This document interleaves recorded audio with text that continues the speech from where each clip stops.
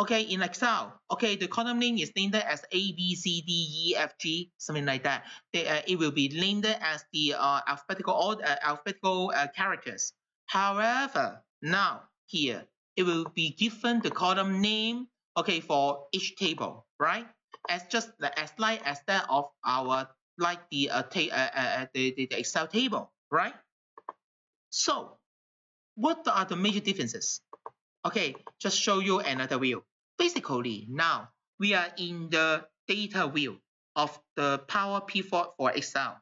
So, as you can see here, under the Home tab, can you see at the right-hand side, you can see something called the data view over here. Basically, now what we are looking at is the data view of the Power Pivot for Excel. If you click this option, diagram view, see what happens. As you can see here, we can see the diagram view. The diagram view is basically showing you all the table, okay, you have already been added to the data model of the Power Pivot for Excel. And over here, it will show you only those field names, and you can see the detail about the data of each table.